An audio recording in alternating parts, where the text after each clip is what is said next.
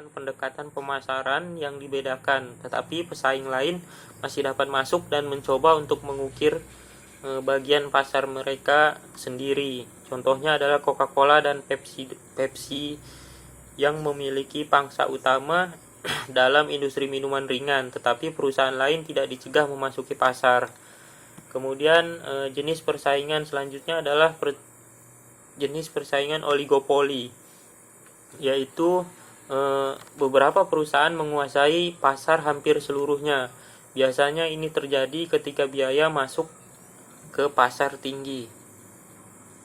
Seringkali ukuran pasar tidak cukup besar untuk membayar kembali biaya modal masuk untuk perusahaan baru. Oligopoli sering diselidiki oleh pemerintah regulator monopoli yang ada untuk memastikan bahwa perusahaan besar tidak menyalahgunakan kekuasaan mereka. Contohnya adalah pembuatan pesawat komersial, kemudian industri deterjen, industri ekstraksi, dan pemurnian minyak. Kemudian yang selanjutnya adalah persaingan monopoli. Monopoli terjadi ketika satu perusahaan memiliki produk tanpa substitusi dekat. Dalam praktiknya, situasi ini hampir sama jarangnya dengan persaingan sempurna. Beberapa contoh yang masih diizinkan adalah apa yang disebut monopoli alami, yang jelas tidak akan efisien jika upaya dipublikasi. Contohnya yaitu jaringan pasokan listrik, kemudian jaringan kereta api nasional beberapa negara. Lanjutan dari 5 model kekuatan Michael Porter. Yang ketiga yaitu ancaman pendatang baru, kemudian yang keempat ancaman produk dan layanan pengganti atau substitusi. Nah, ancaman ini sering tidak terlihat sebelum itu sudah terlambat. Kemudian yang kelima adalah persaingan di antara pesaing saat ini. Kekuatan utama model Porter adalah memperluas konsep persaingan dan memungkinkan pemasar untuk melihat gambaran yang lebih luas. Identifikasi pesaing yang benar sangat penting. Dalam istilah sederhana, pesaing perusahaan adalah setiap perusahaan yang berusaha memenuhi kebutuhan serupa.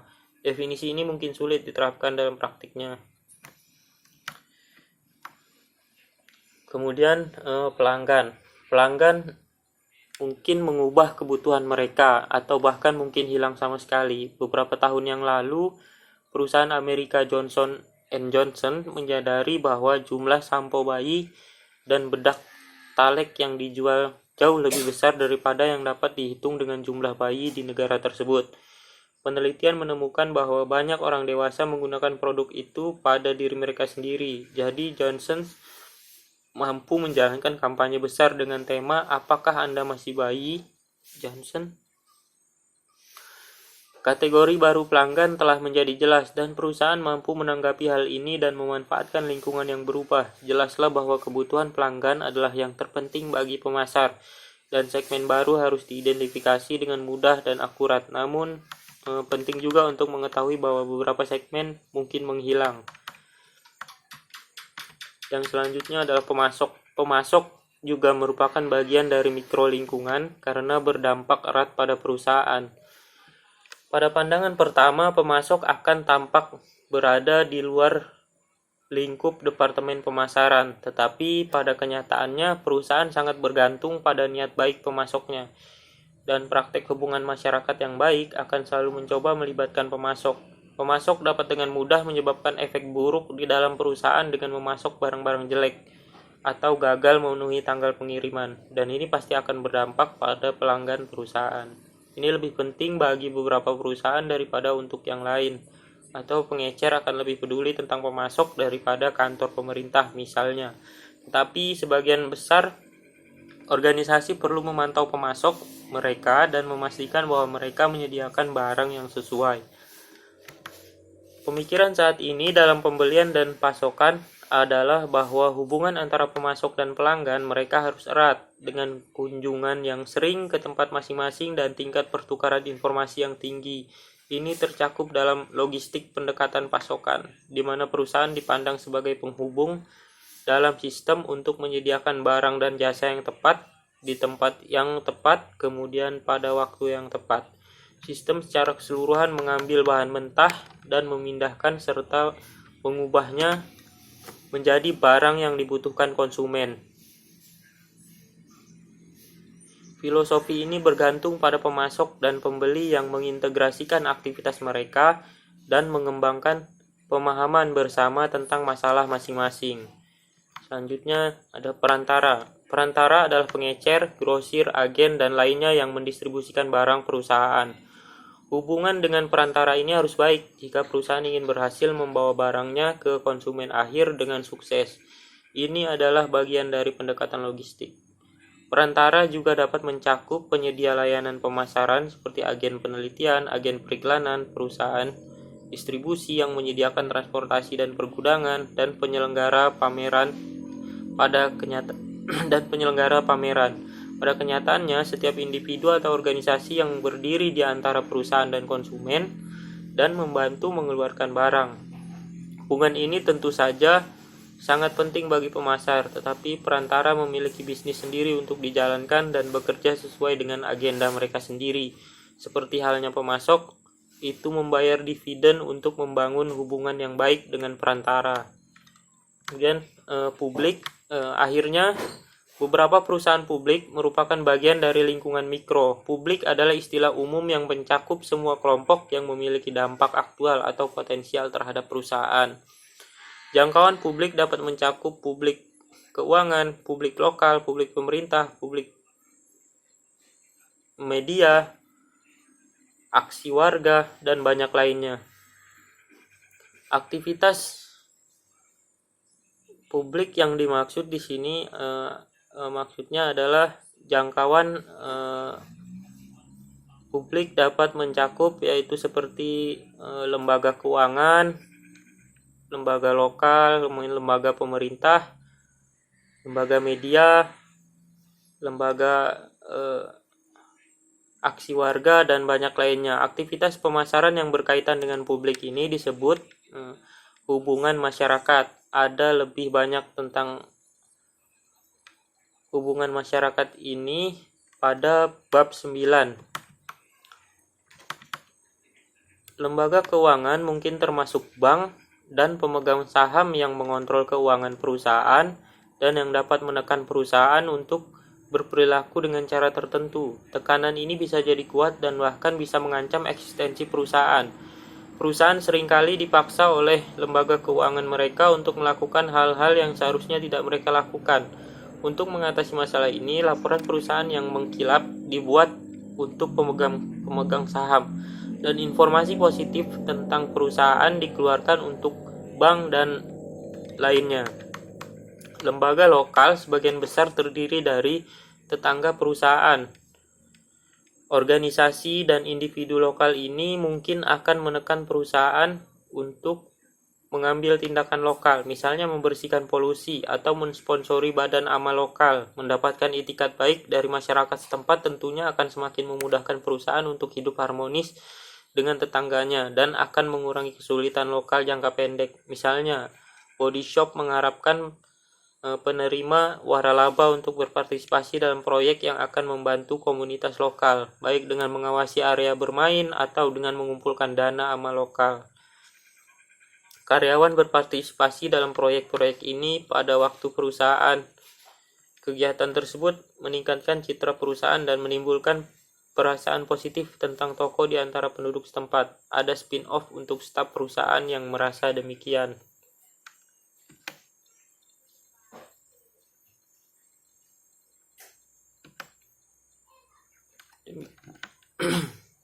Yang merasa demikian bekerja untuk perusahaan yang peduli. Karyawan body shop cenderung bersikap sangat positif terhadap atasan mereka. Setiap elemen dalam lingkungan mikro cukup kecil sehingga organisasi di pusat harus memiliki pengaruh terhadap sebagian besar elemen tersebut dan dapat bereaksi secara efektif terhadap elemen lainnya. Selanjutnya adalah lingkungan makro. Lingkungan makro mencakup kekuatan utama yang bertindak hanya pada perusahaan itu sendiri, tetapi juga pada pesaing dan elemen dalam lingkungan mikro. Lingkungan makro cenderung lebih sulit untuk dipengaruhi daripada lingkungan mikro, tetapi ini tidak berarti bahwa perusahaan harus tetap pasif. Ketidakmampuan untuk mengontrol tidak berarti tidak mampu untuk mengontrol bukan berarti tidak mampu juga untuk mempengaruhi. Seringkali lingkungan makro dapat dipengaruhi oleh aktivitas PR yang baik.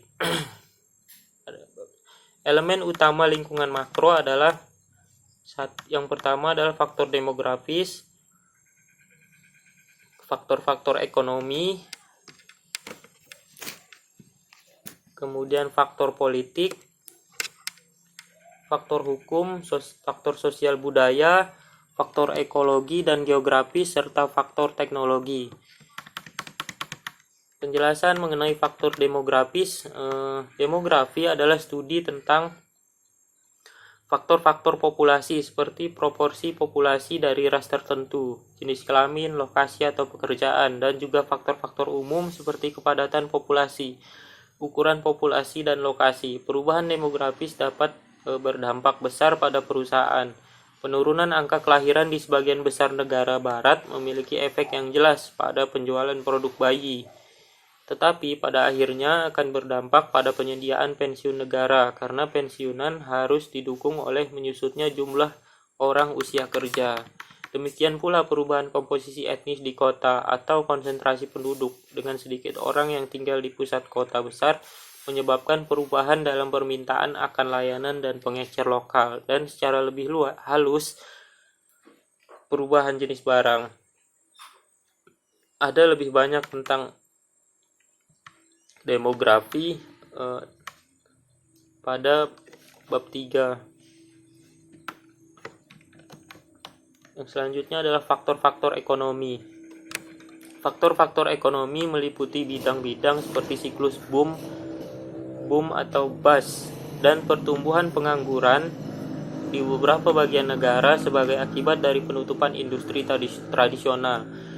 Faktor ekonomi makro berhubungan dengan manajemen permintaan dalam perekonomian.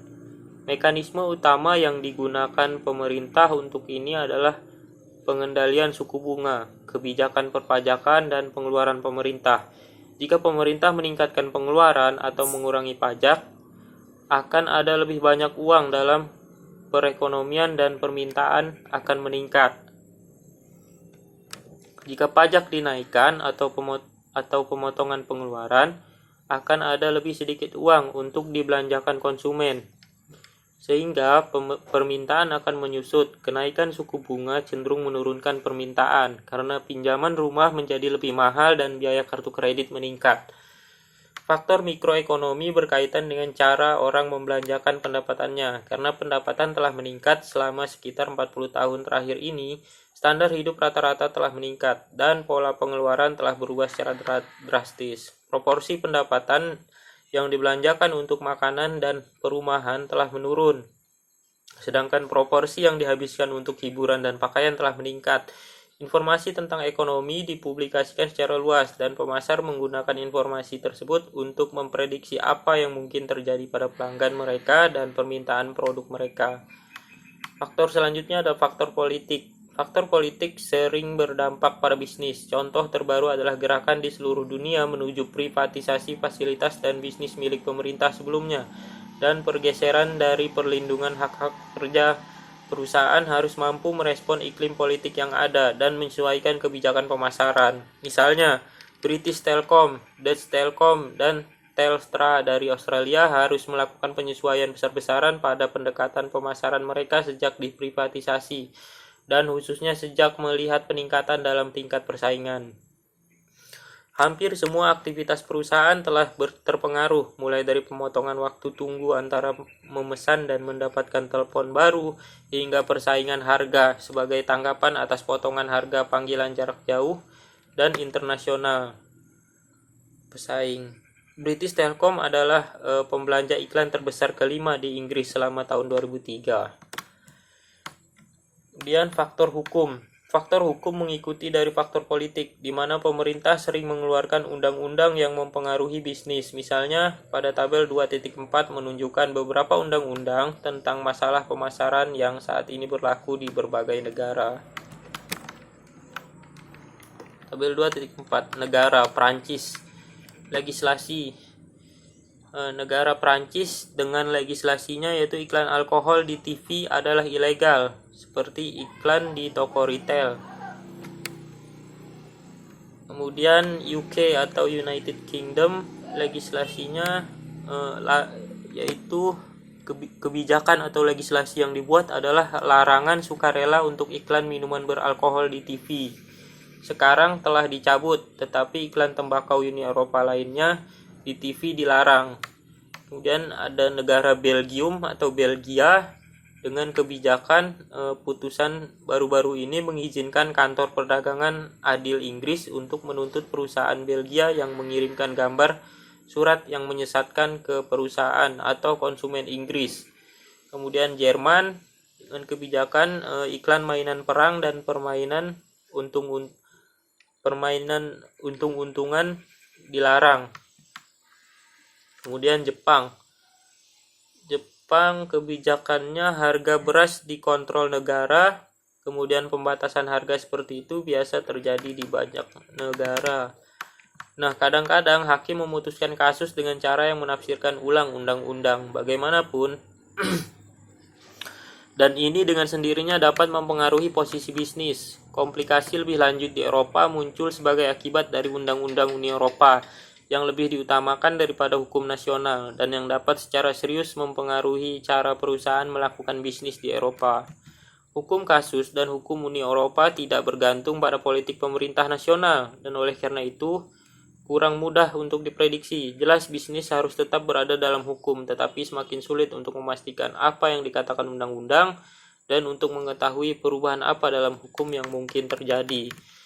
Kemudian faktor selanjutnya yaitu faktor sosial budaya. Faktor sosial budaya adalah bidang-bidang yang melibatkan kepercayaan dan sikap bersama dari penduduk. Orang belajar untuk berperilaku dengan cara tertentu sebagai hasil dari umpan balik dari seluruh masyarakat.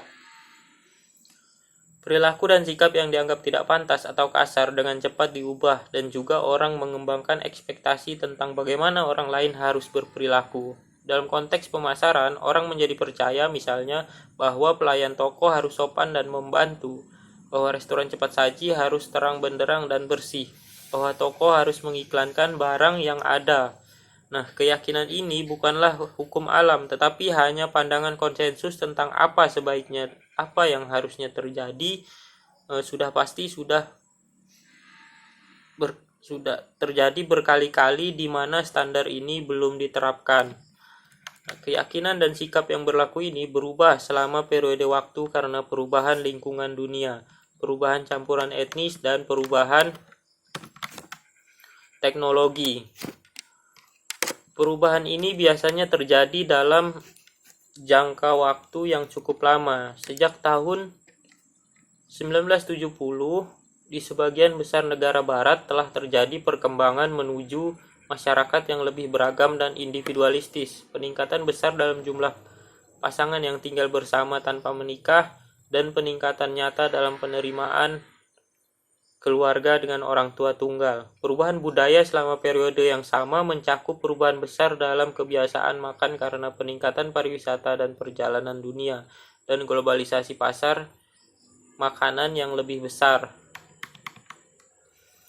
Kemudian sedikit sekali perubahan budaya yang terjadi sebagai akibat dari aktivitas pemasaran. Contoh terbaru di Inggris adalah penggantian terhadap malam Guy Fawkes atau Guy Fawkes, setidaknya sebagai acara keluarga, dengan Halloween.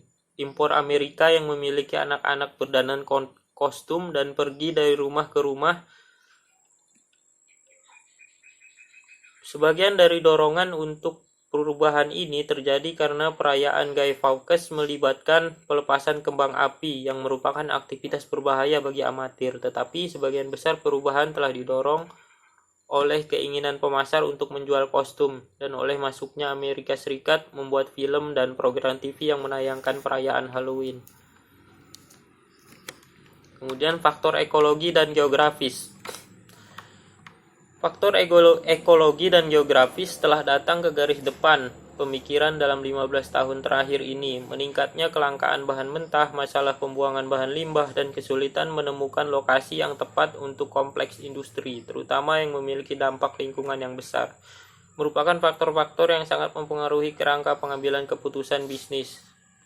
Dalam konteks pemasaran, perusahaan harus mempertimbangkan pandangan publik tentang masalah ini dan sering menjadi sasaran tekanan dari kelompok terorganisir maupun individu. Seringkali cara paling efektif untuk menangani masalah ini adalah mulai dengan berkonsultasi dengan kelompok penekan yang bersangkutan, sehingga perselisihan dapat diselesaikan sebelum perusahaan memberikan terlalu banyak sumber daya.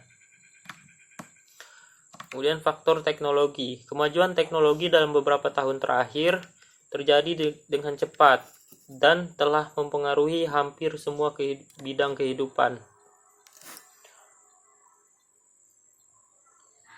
Seluruh industri baru telah muncul, misalnya stasiun TV satelit, jaringan kabel, internet, rekaman CD, dan realitas virtual, dan sistem desain berbantuan komputer. Semua industri ini tidak dikenal bahkan 20 tahun yang lalu. Tampaknya perubahan teknologi akan terus meningkat dan lebih banyak industri baru akan muncul di masa depan. Konsekuensinya tentu saja beberapa industri lama akan lenyap atau paling tidak akan menghadapi persaingan dari arah yang sama sekali tidak terduga. Mengidentifikasi tren ini sebelumnya sangatlah sulit, tetapi bukan tidak mungkin. Selanjutnya, bab lingkungan makro juga berisi